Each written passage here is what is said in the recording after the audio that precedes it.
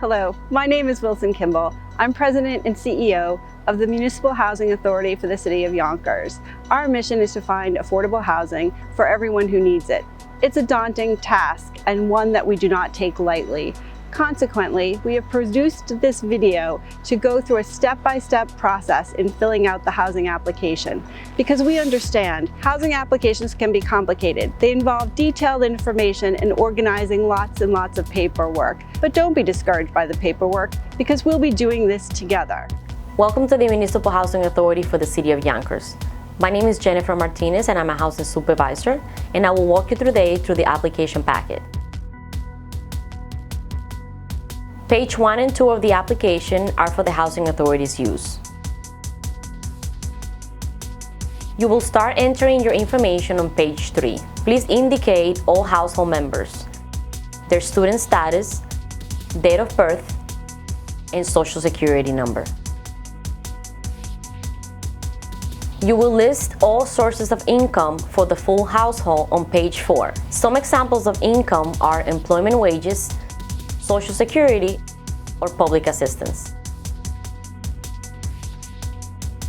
List all assets for all members of the household on page 5. Some examples of assets are checking accounts, savings accounts, cash cards, and life insurance policies.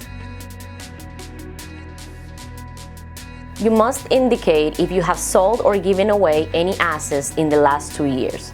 You can find this on question 56, page 6. Some examples of giving away assets are: have you given away a house? You can also list your household expenses on page 6.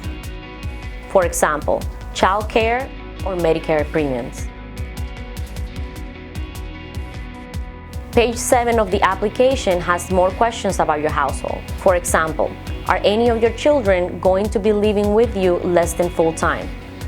And do you live now, or have you ever lived in a government-subsidized development? Page 8 of the application has additional background questions. Also, let us know if you own a pet or you anticipate owning a pet, and any counties or states where all households have previously lived. You can indicate emergency contact information on page 9, and also the citizenship status of the head of household. On page 10, list housing history for the past 2 years.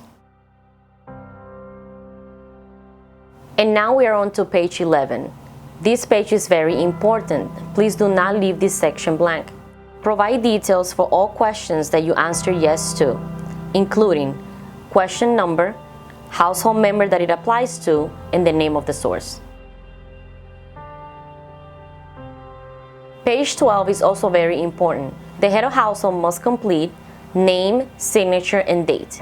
If you require a special unit, such as one with handicap accessibilities, please complete the remainder of the page. The head of household and all individuals over 18 must sign page 13. Next is the form HUD 9886. Authorization for release of information. The head of household's signature and social security number are needed on page 2. All individuals over 18 must also sign. Please make sure you include the date next to all signatures.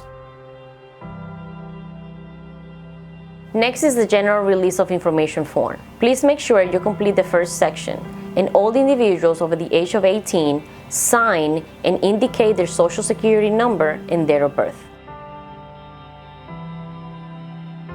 Next is the Declaration of Citizenship form. Please list all household members and indicate the letter C if they're a citizen or the letter N if they're a non-citizen with eligible immigration status.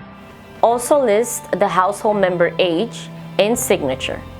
Parents must sign for children under the age of 18.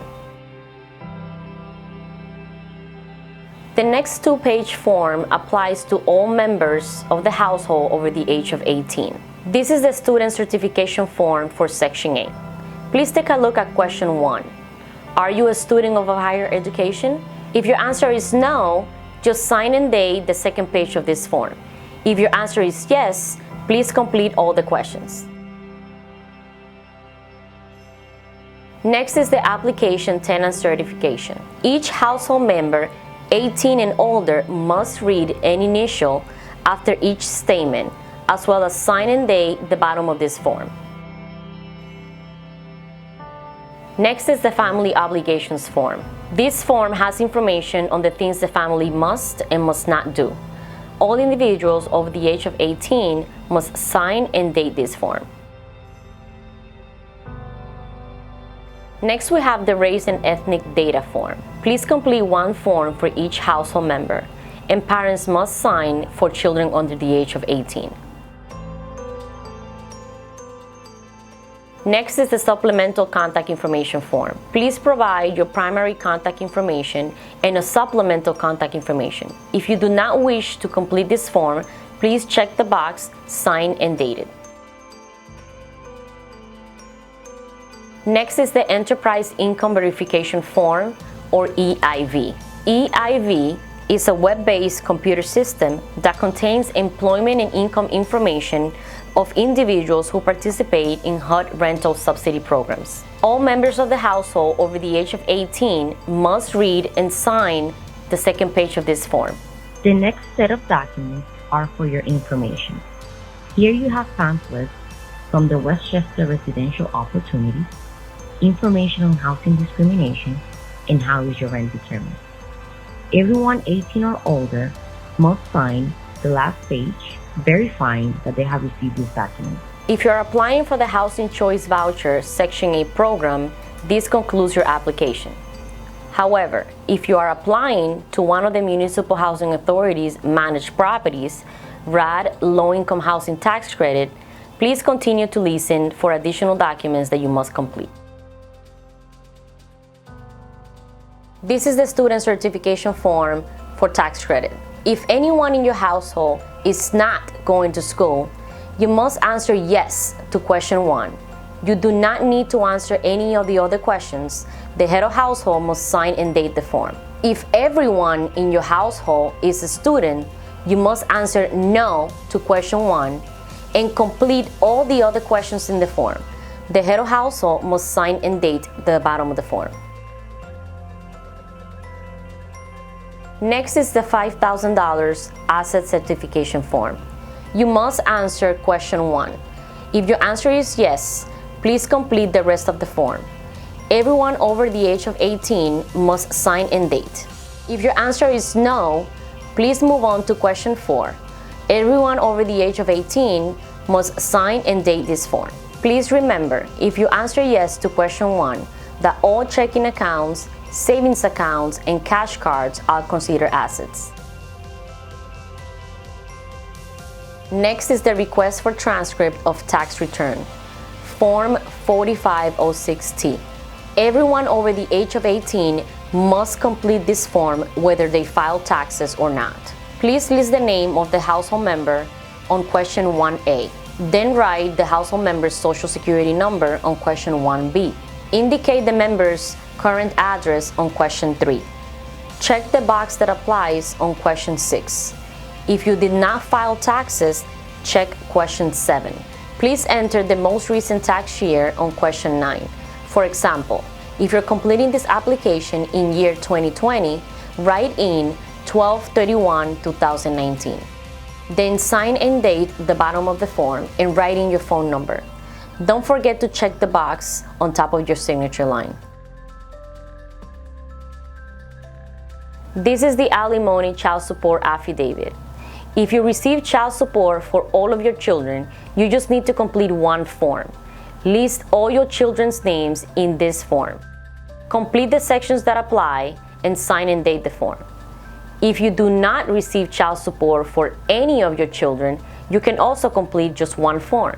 List all your children's names and complete the sections that apply, sign and date the form. If you receive child support for some of your children and not for others, complete two separate forms. One for the children that receive child support and one for the children that do not receive child support. Don't forget to sign and date the forms. And this concludes the RAD and Low-Income Housing Tax Credit application packet. We hope this video was helpful to you. If you have more questions, please visit our website at MHACY.org and go to the Frequently Asked Questions section. We hope to see you around the neighborhood.